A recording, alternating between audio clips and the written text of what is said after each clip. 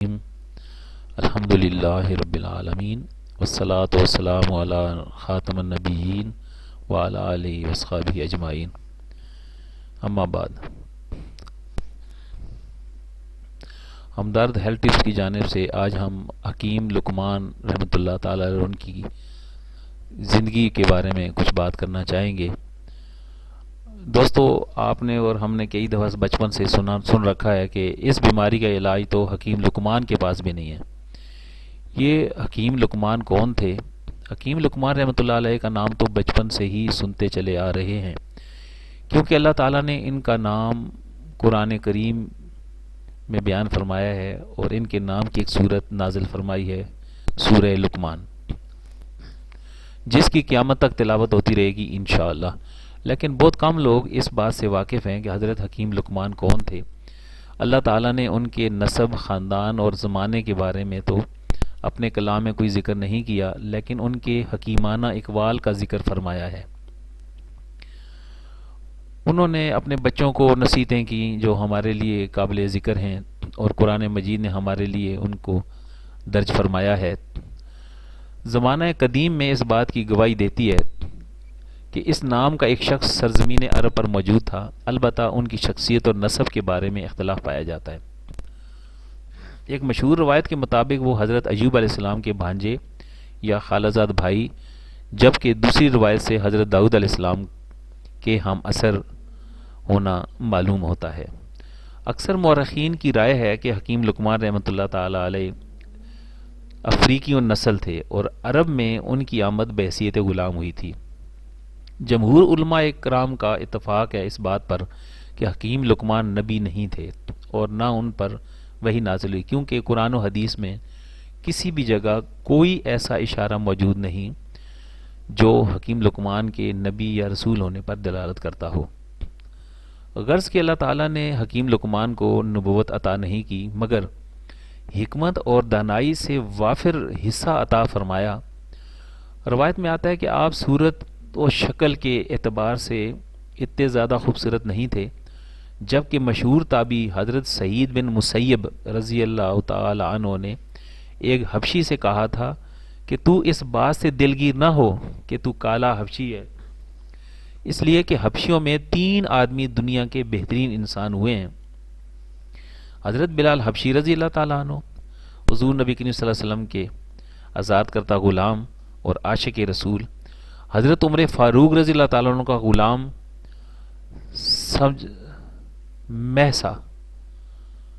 میخا، اور حضرت لقمان علیہ السلام رحمۃ اللہ تعالیٰ علیہ۔ غرض کے حکیم لقمان کی حالات زندگی اور زمانے میں اختلاف کے باوجود پوری دنیا ان کو ایک مشہور شخصیت تسلیم کرتی ہے۔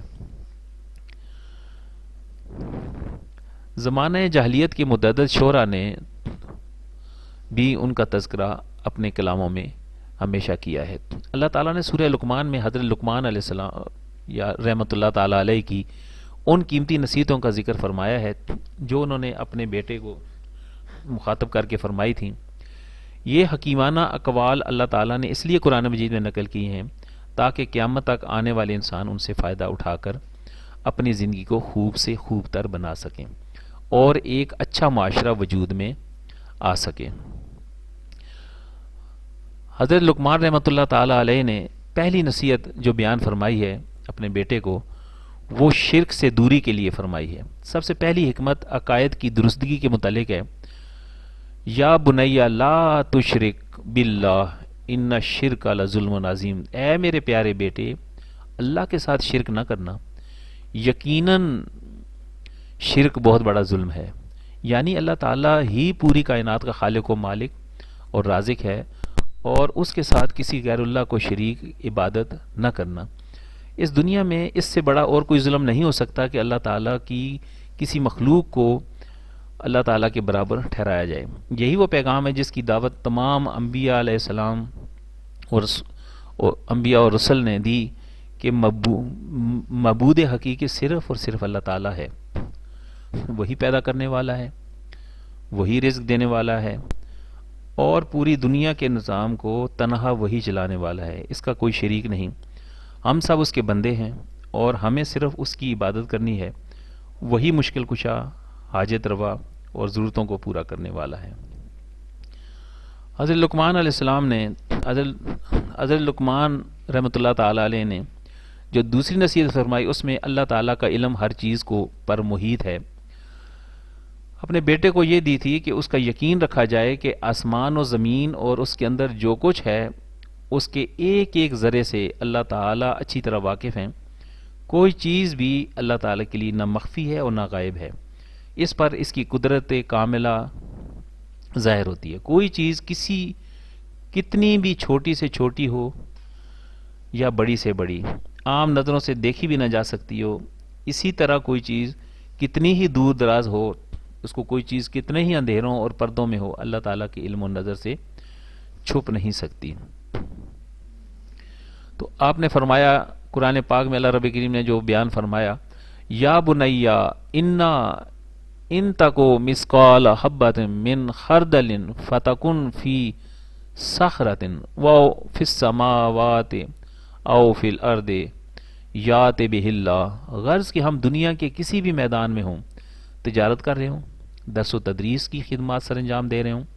ملازمت کر رہے ہوں، قوم و ملت کی خدمت کر رہے ہوں، لیکن ہمیں ہمارے ماں باپ اور کائنات کو پیدا کرنے والا ہماری زندگی کے ایک ایک لمحے سے پوری طرح واقف ہے، اور ہمیں مرنے کے بعد اس کے سامنے کھڑے ہو کر زندگی کے ایک ایک پل کا حساب دینا ہے۔ اگر ہم نے کسی سے چھپ کر رشوت لی ہے، یا کسی پر ظلم کیا ہے، یا کسی غریب کو تنگ کیا ہے، یا کسی کا حق مارا ہے، تو ممکن ہے کہ ہم دنیا والوں سے بچ جائیں، لیکن اللہ تعالیٰ کی عدالت میں ہم ضرور حساب و کتاب کے لیے ہمیں پیش ہونا پڑے گا۔ تیسری نصیحت یہ فرمائی کہ نماز قائم کرنا۔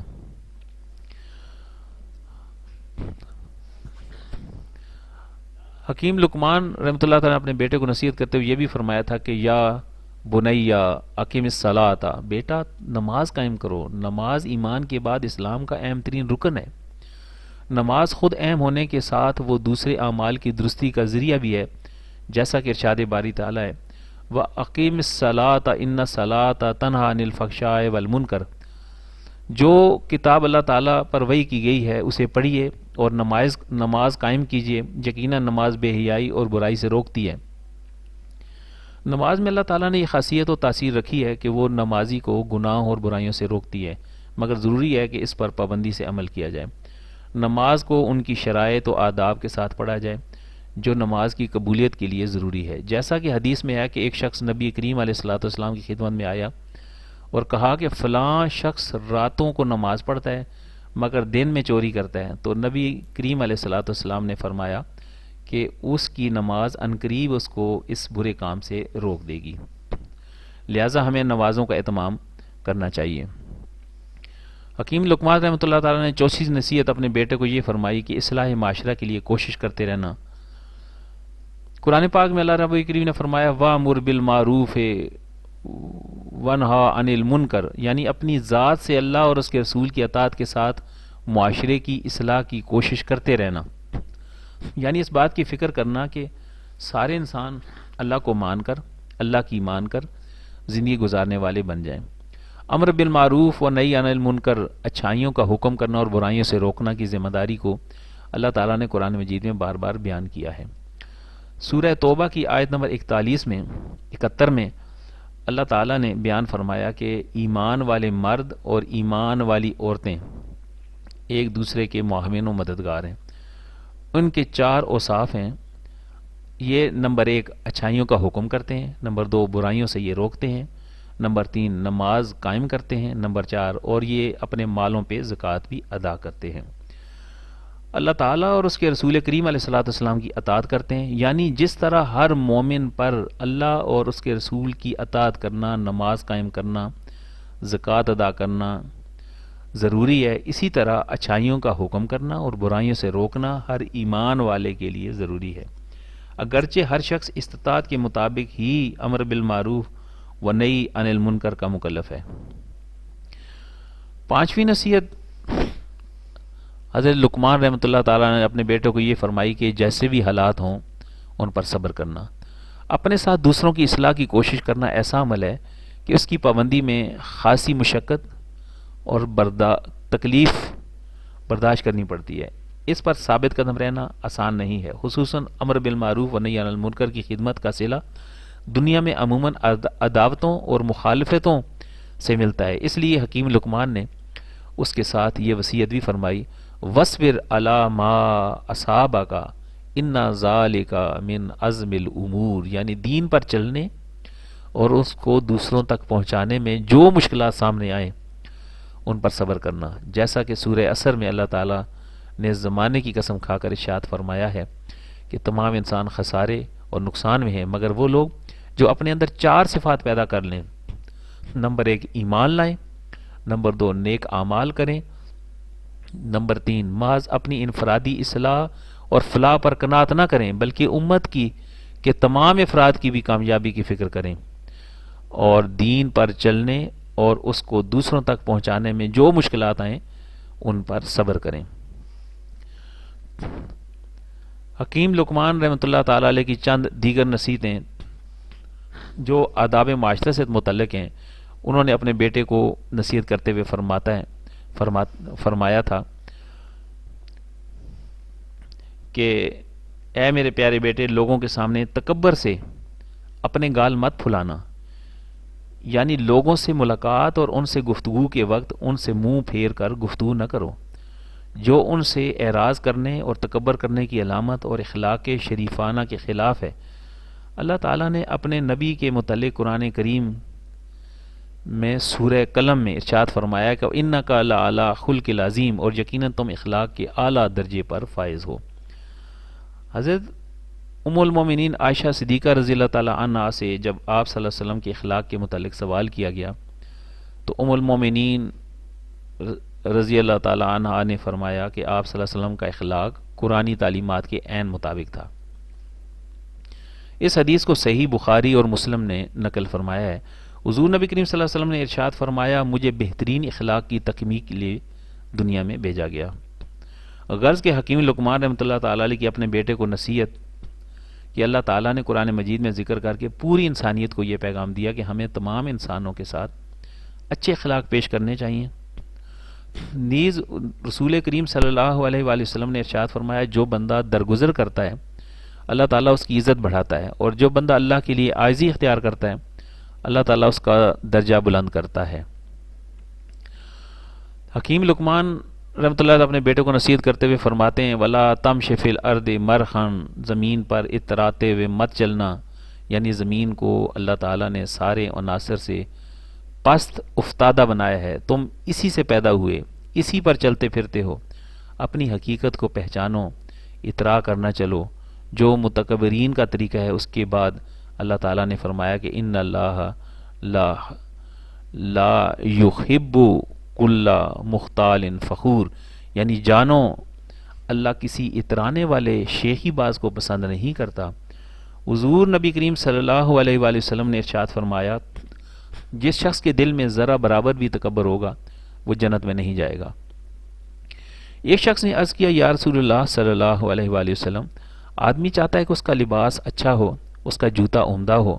آپ صلی اللہ علیہ وآلہ وسلم نے فرمایا، اللہ تعالیٰ جمیل ہے، جمال کو پسند کرتا ہے۔ کبر اور غرور کو تو ناحق ہے اور لوگوں کو حقیر سمجھتا ہے، کبر اور غرور تو حق کو ناحق کرتا اور لوگوں کو حقیر سمجھتا ہے،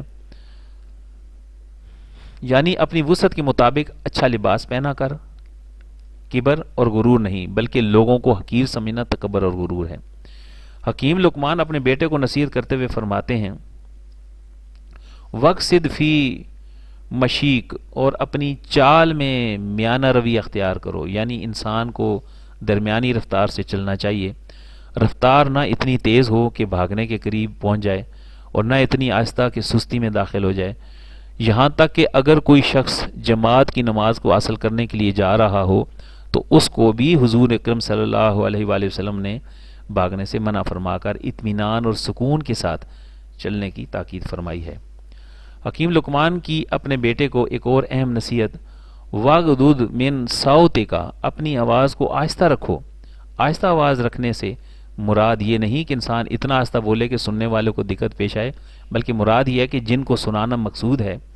ان تک تو آواز وضاحت کے ساتھ پہنچ جائے، لیکن اس سے زیادہ چیخ چیخ کر بولنا اسلامی آداب کے خلاف ہے۔ غرض کہ ہمیں اتنی ہی آواز بلند کرنی چاہیے جتنی ان کے مخاطبوں کو سننے اور سمجھنے کے لیے ضروری ہے۔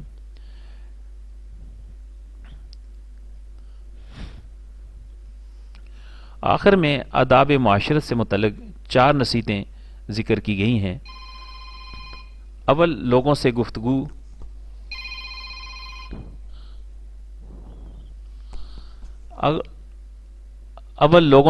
اور ملاقات میں تکبرانہ انداز سے رخ پھیر کر بات کرنے سے منع کیا گیا ہے۔ دوسرے،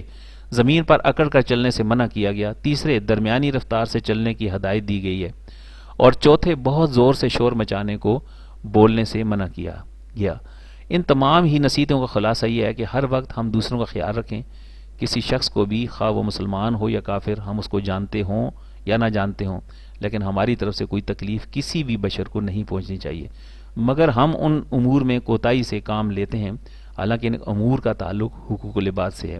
اور حقوق العباد میں حق تلفی انسان کے بڑے بڑے نیک اعمال کو ختم کر دے گی۔ لہٰذا ہمیں چاہیے کہ ہم حکیم لقمان رحمۃ اللہ علیہ کی ان قیمتی نصیحتوں پر عمل کر کے ایک اچھے معاشرے کی تشکیل کر سکیں۔ تو دوستو، یہ آج کا جو ایک تعارف اور نصیحتیں حضرت حکیم لقمان اور ان کی قیمتی نصیحتیں آج ہم نے سنی ہیں، اللہ تعالی ہمیں ان پہ عمل کرنے کی توفیق نصیب فرمائے۔ وما علینا الا البلاغ المبین۔